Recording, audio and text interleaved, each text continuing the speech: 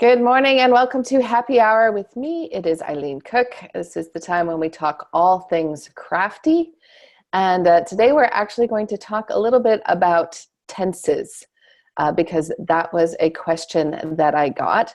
So talking about present tense and past tense and when those things get complicated and confused and all those kinds of things.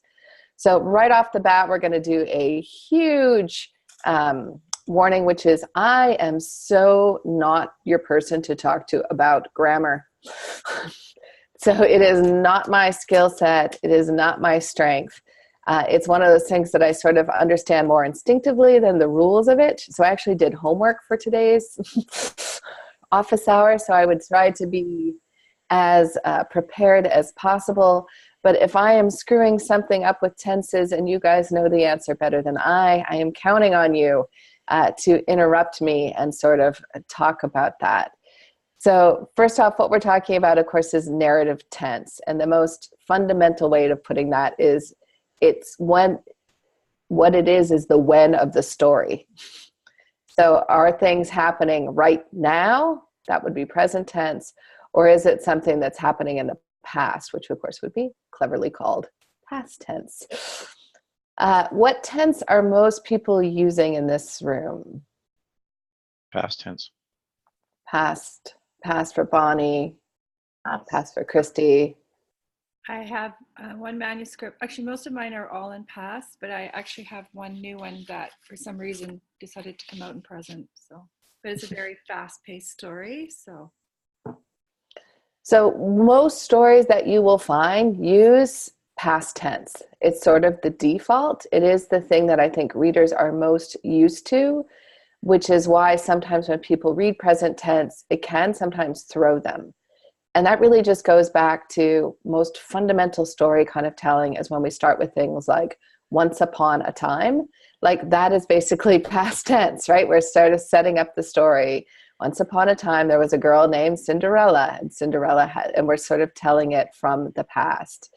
That doesn't necessarily make the reader feel like everything is over and done with. I think sometimes people are afraid that they're going to lose tension. Well, it's past.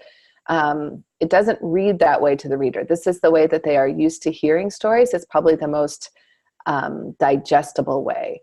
Present tense wasn't very used very often. Kind of one of the first breakout books that did it was Bright Lights, Big City. So they used present tense and it had this intensity and it became this kind of, I don't know if I want to say literary darling, but it became this thing like, oh, this is going to be the new thing that we're going to try. I think it often works really well for sometimes short stories. I think the challenge that you sometimes have with present tense in a novel is, to me, it almost feels like you're running on an escalator or like running on one of those moving walkways at the airport where you feel almost 2 steps ahead of where you should be. So sometimes that can sort of create a sense of urgency, which, you know, as Leslie was saying, sometimes is exactly what you want as you're trying to get that sense of urgency. So I'm going to do a share screen and show you guys a little something here. So hang on. Let me get that all stretched out to go, just so we kind of are all on the same thing. So we have it.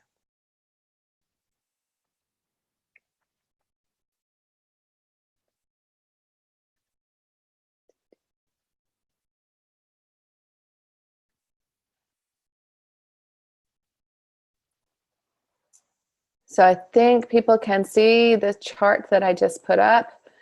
So these are the major English verb tenses, right? So we have present, Jack walks. Present progressive, Jack is walking. Present perfect, Jack has walked. Present perfect progressive, Jack has been walking. So just to kind of see them all there. Past, simple past, Jack walked. Jack was walking. Jack had walked.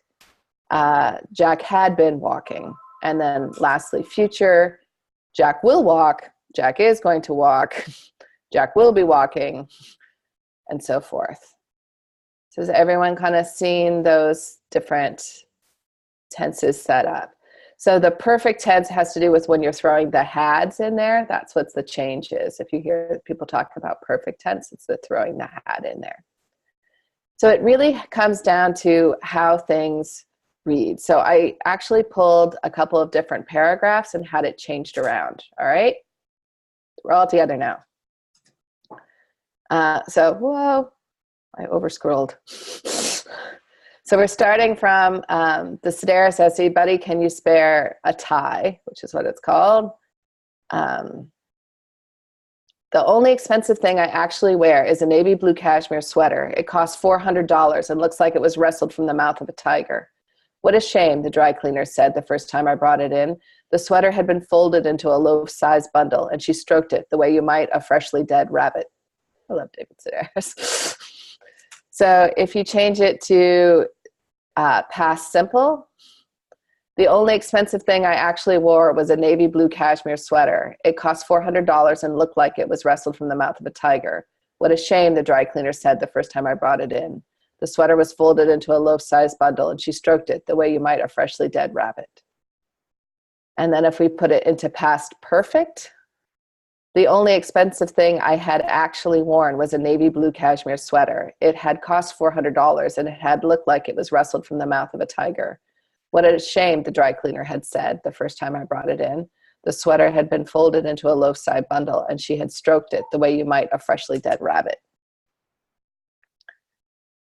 So I don't know if that sort of helped people or actually confused things and made things worse. But you have a chance of sort of seeing if they're defining, like sort of talking about the event at the time, after the past, or kind of the had is the one that really throws me. The past perfect drives me absolutely nuts.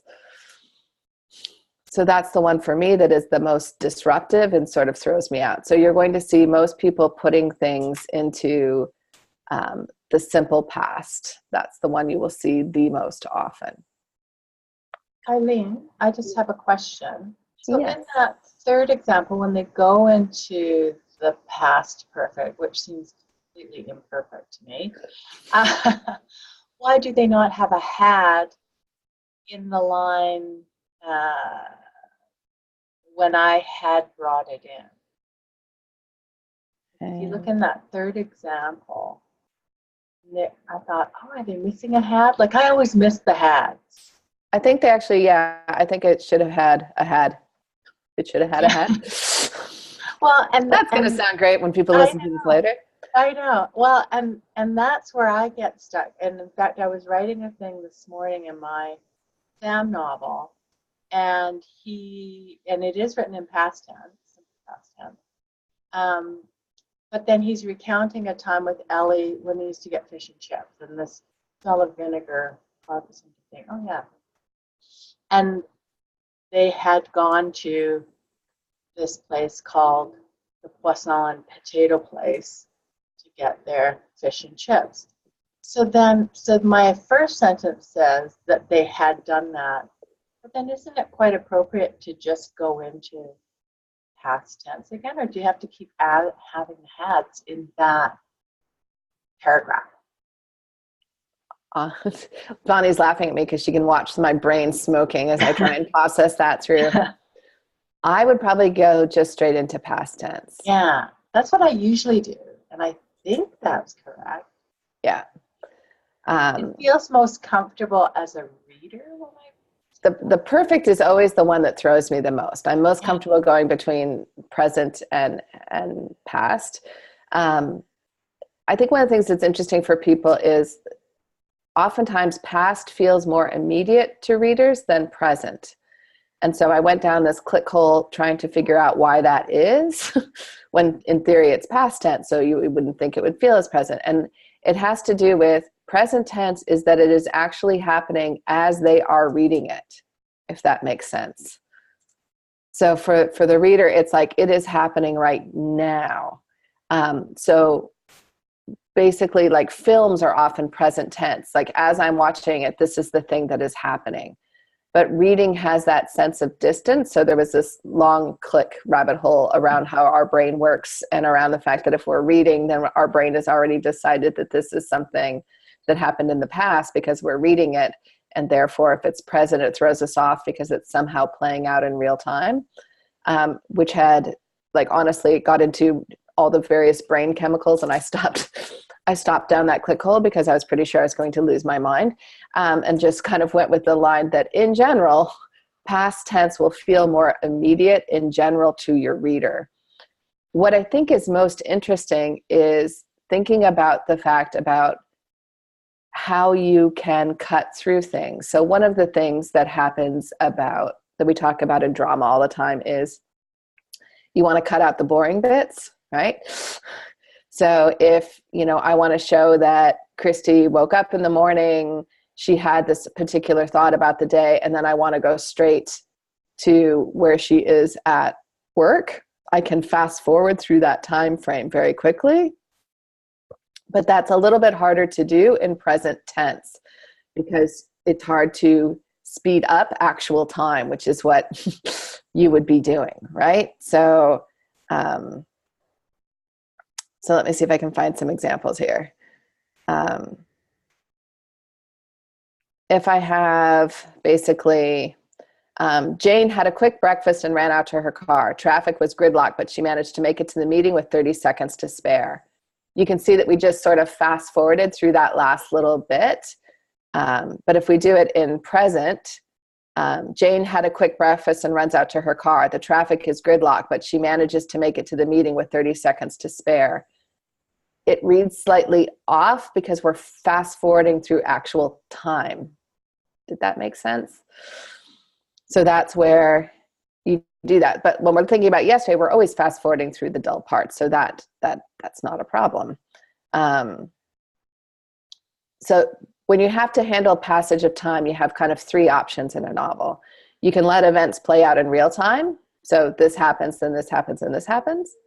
You can skip chunks of time. So you might have something like 1 week later, or you can fast forward through time. So this is how you add pacing to your novel. So if two characters are dining at a restaurant and only the interesting bits, then you start, only the interesting happens during dessert, you can kind of skip to that.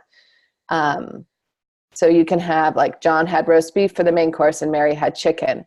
As she chewed through the tough meat, he tried to work up the nerve to say he was leaving her. It wasn't until dessert arrived, the cheesecake for him, lemon tart for her, that he finally found the courage.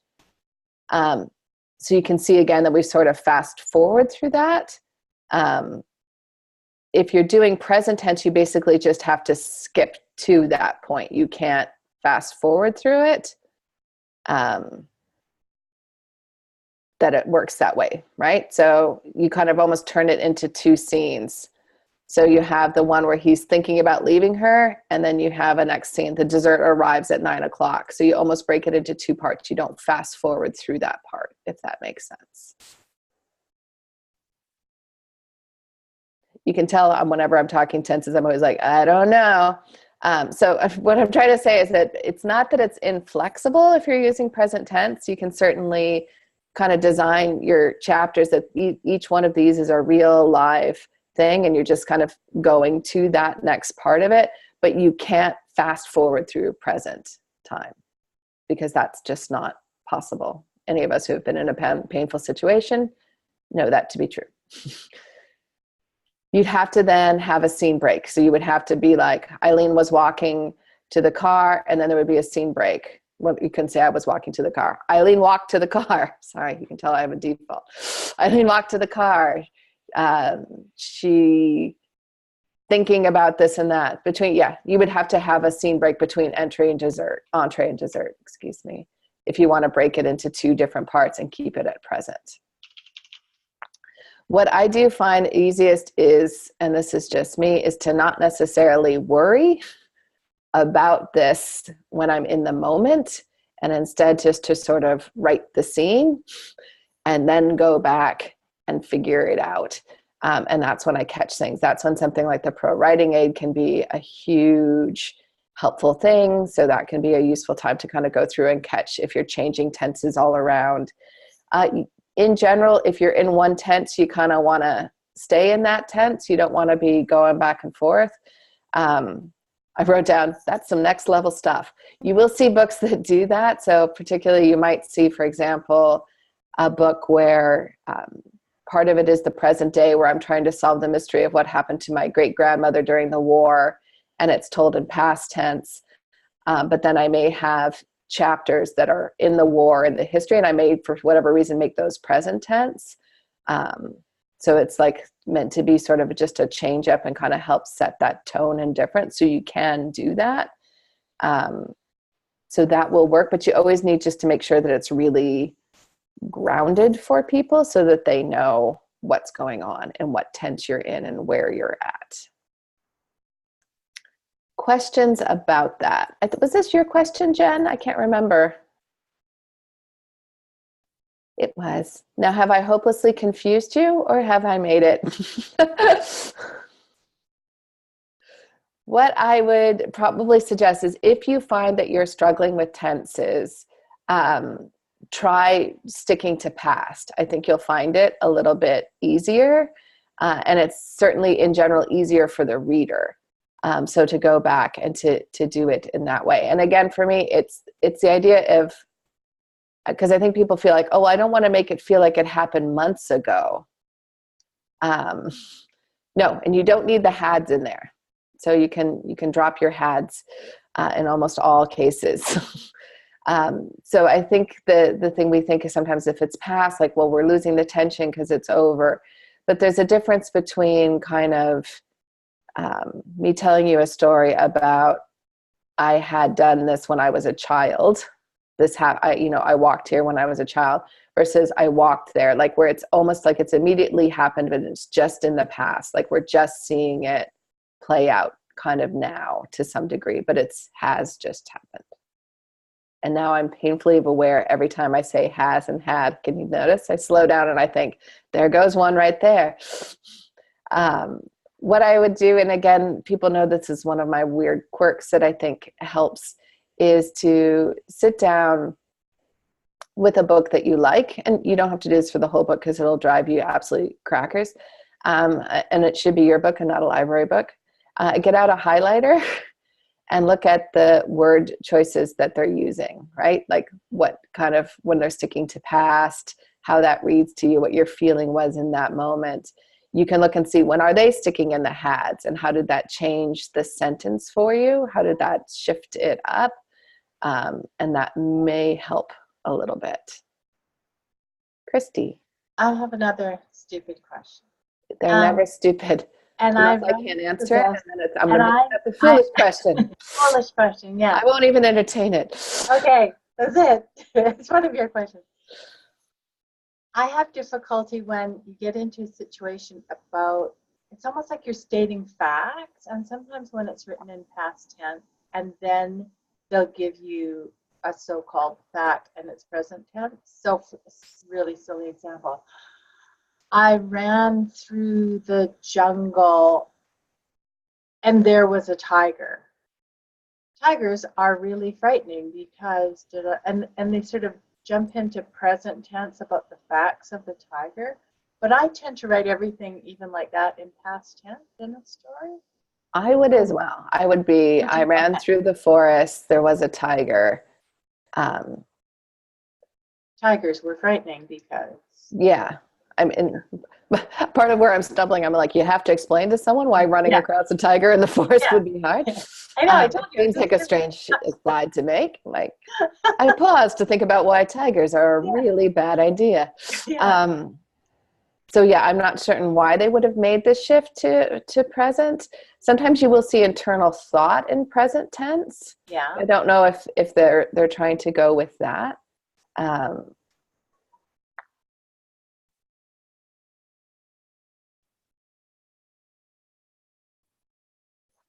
So Marianne has in the chat window, so she's like, can we wax grammatical rules? Grammatical, I just made up a word there. All right.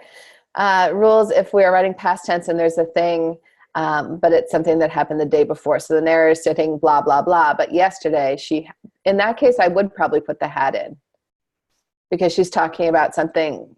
So again, it's kind of like the time of the story, and then the person in the story is talking about something that happened even before that thing. So I had walked to the store yesterday. I had walked there. I had run there as well, like sort of distinguishing that was something that happened even further before. I also, if it makes you feel better, Jen, I often switch to present tense because as I'm writing, the story is happening live and in my head as I'm going. So it's spilling out onto the keyboard, and I often sort of do that. No panic. Let's take the panic out. And then just first go back and just try the past of the verb. So if you had, I run to the store, make it ran. And don't worry about sticking, I walk to the store, I walked. Like make it past tense without the had in there. Try that and then read it through. If you can, then I would certainly check out, looking at the Pro Writing Aid as a really great example of a place like, and you can upload, they have a free trial and all those kinds of things where you can try it out. And I find for me that catches a lot of the things that I will notice it's wrong in someone else's. So I could read your short story and be like, that's wrong, Jen. And then when I read it in my own, it's like, that sounds right. So I find it helps a little bit with that. You have a question, Marianne? She's typing furiously. Is there a general trend towards more first-person past tense? I think so. There was a little bit, they went a little bit present tense for a period of time. So you saw some YA novels in the present tense, but they pretty much have switched to past tense, and they are still lean first person, more so than adult fiction. You don't see as much adult fiction in first person, although you do. It's more commonly third is what you will see.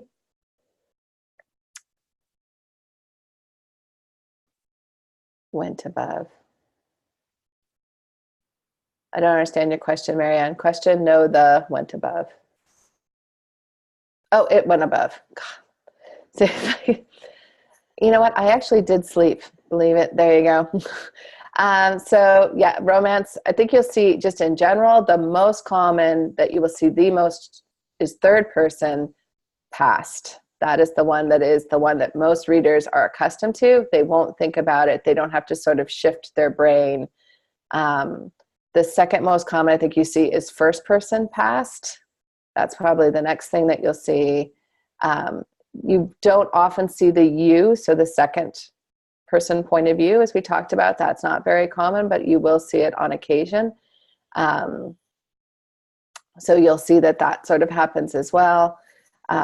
And I also have it with practice. So Bonnie wrote in the chat window, like it was something that she had a hard time with. I do think it is something that gets easier with practice. And I do think it's something that gets easier when you start training your brain to start looking for it. So now it was that kind of thing, because initially I wrote everything present tense because that's how it felt to me.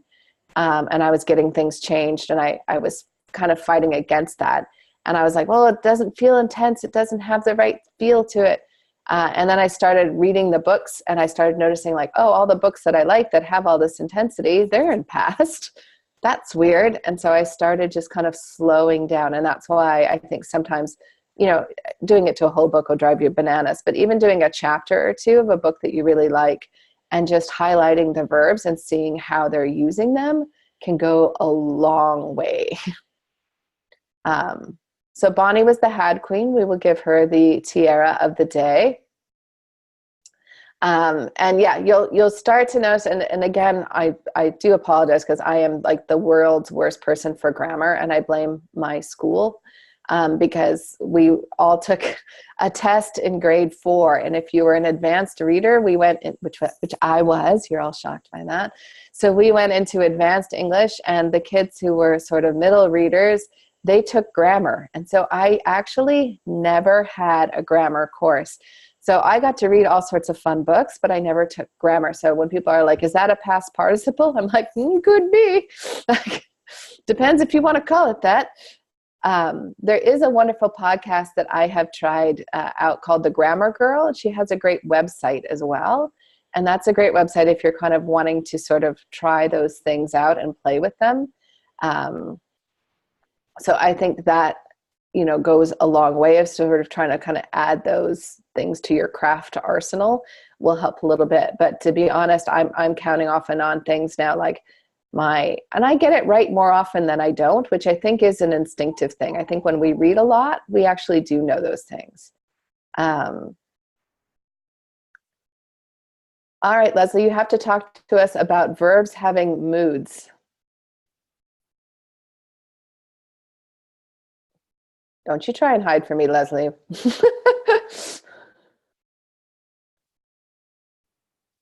Turn on your mic and tell us an example. How do you like that? Don't go throwing around words like indicative and imperative. Oh, your mom's on the phone. Is she really? I guess we'll find that out. She's ducking out. So I find that it, like sort of osmosis my grammar from reading a ton, which is the same as what Marianne said. So Bonnie she knows why she's confused because she had grammar classes. So that'll be it. So it is the kind of thing, osmote. It is the kind of thing I think does get easier with practice, but there are classes that you can take if it's the kind of thing that is driving you crazy.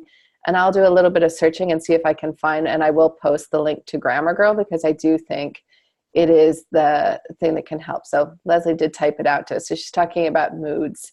The mood of a verb indicates the way it's used in the sentence because the verbs are words of action. The mood of a verb can affect the meaning of the entire sentence as well as its grammatical construction. The 4 verb moods in the English language are the subjunctive, the indicative, the infinitive, and the imperative mood. So Jen has, I think, my face, which is like, that sounds really interesting. I would have to see examples of that in order to be able to put that onto the page. So we're just going to all bow down to Leslie. And Leslie, if you're just typing like crazy, the thing would do is just to sort of, maybe if you could give us an example of how it would change in each sentence, if we had one of those, that would be interesting. So Bonnie, how did you train yourself to switch over from always having not knowing which tense you were in? It was more, actually, I found critiquing other people's work really helped spot it. Because, yeah, I would get back critiques and I'd go, oh, look, they circled every single had, but this isn't a past, it's supposed to be had. And oh, I put is here. Just switching back and forth. But this is an action scene. And that's what I found was often in an action scene, you just suddenly switched because they open the door and there's a noise behind them and they turn around. They didn't turned around. They didn't opened the door, you know.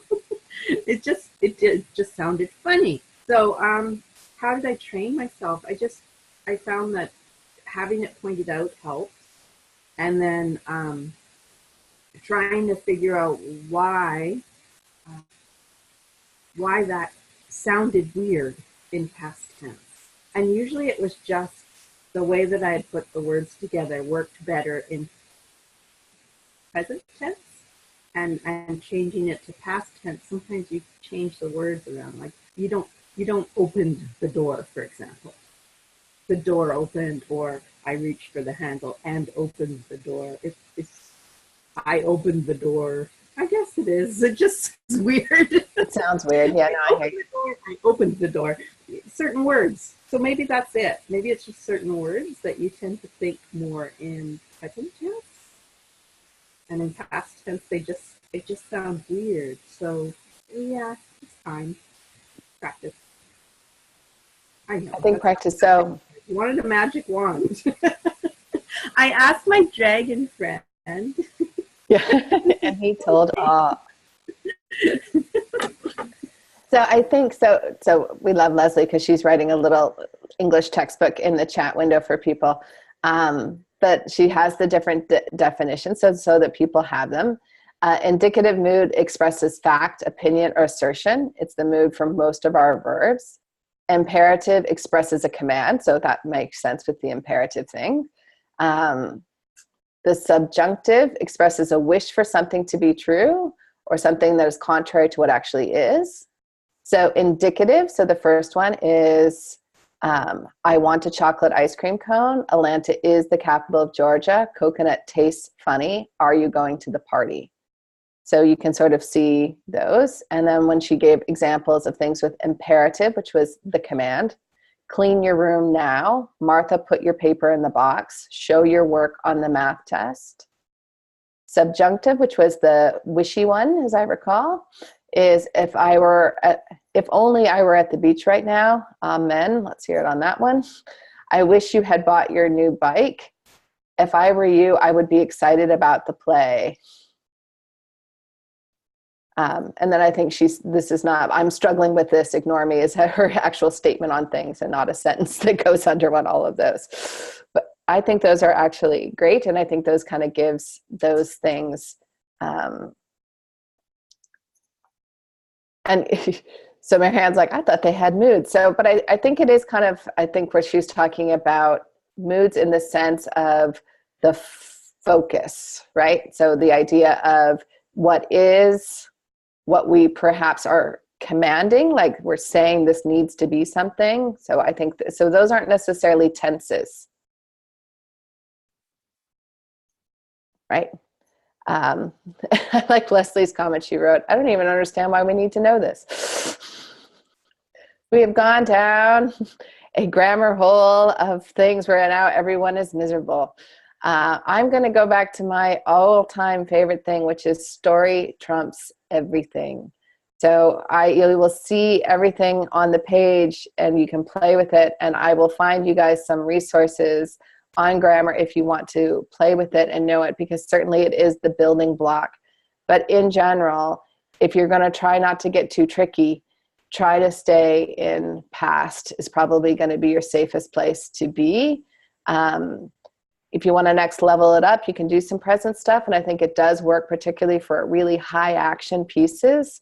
I think it's a little bit harder to do it in a piece where things are not constantly moving.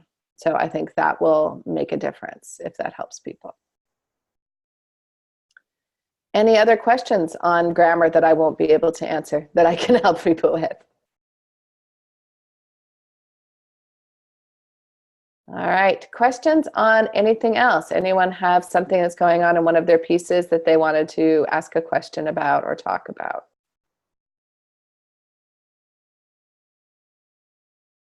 Tony, do you have something? Because your mic's not on if you did. Yeah. I just wanted to, let me just show my, can I share my screen? Is that possible? Yeah, hang on, I have to make it possible for you to do that, but yes, you can.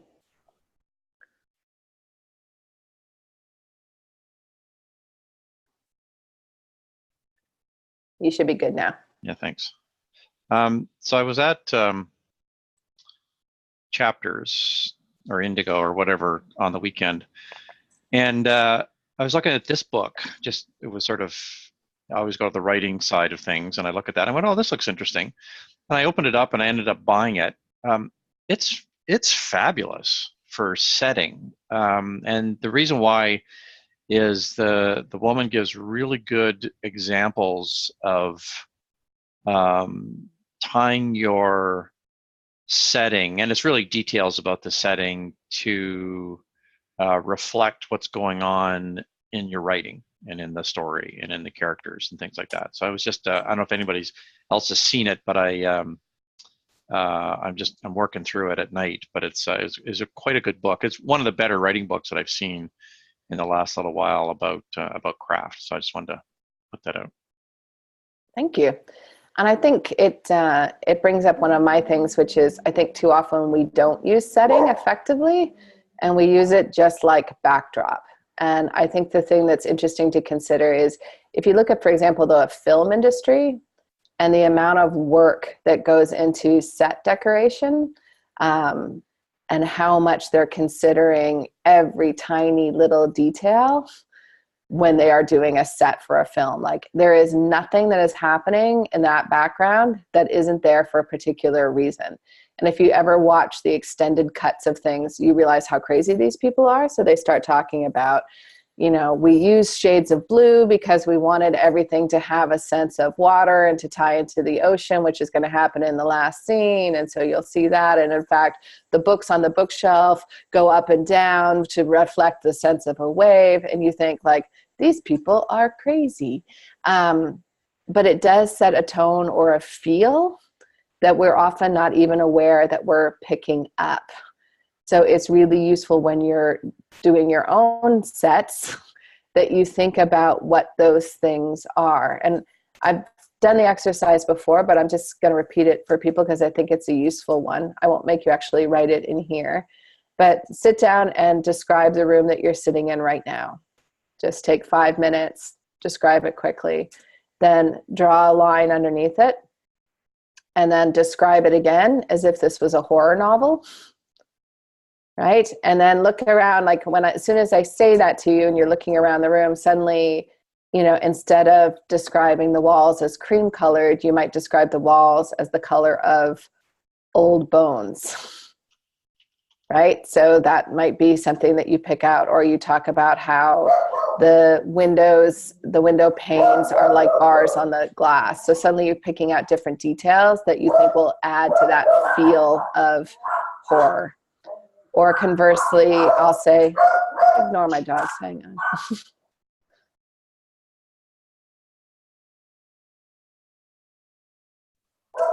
That did nothing. Absolutely nothing. So I suspect there's a home inspector coming, that he's early. He's not supposed to be here till 10. But if you also then do one where I say, now you're writing a time travel novel and someone's looking around your room, like what are the things that they would notice first? So using setting to reflect your characters, using setting to reflect what's happening in the scene is a way for you to sort of emphasize that. Leslie, you have a question about timelines with different multiple points of view?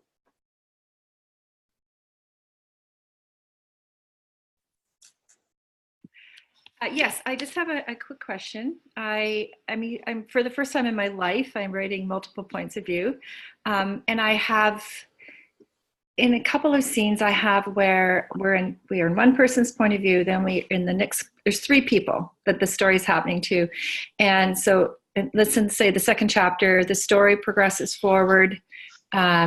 And it ends kind of with this emotional punch. And then the next chapter, we switch to the third person's point of view, but it's backed up in time and it leads up to the end of the other chapter, but it's his point of view. So how he's interpreting what's happening. And then we move forward. And then, so it doesn't always do that. Every scene doesn't always go back and start in that same person's point of view at the beginning of what's just happened. Is that okay? Am I allowed to do that? So let me just make sure I understand the question. Okay. I know I'm confusing. No, you're not confusing. It's just, it's always hard when you're, so I'm writing a scene from Tony's point of view about a fight that he has with Christy and Bonnie. And so it ends with Tony stomping out of the room, livid. And then the next chapter opens, it's Bonnie, but it's before the fight has happened. Yes. And then we're seeing the fight through her point of view. Right. Yes. Okay. So yeah, you can do that. You need to make sure then very clear at the top of the chapter that we've gone back in time. Mm-hmm. So that would be it. The other way to do it is to have Bonnie reflecting on what happened. So it's continuing, but it's her thinking about it. So now it's her and Christy talking about the fight. Right. So we see the fight in real time with Tony.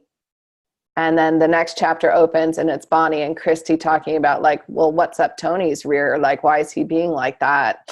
Okay. I don't know. No, that's not going to work because we're in a physical different place. And yeah, no, it hasn't happened yet. So I don't know. I guess I'll find out when I send you some pages.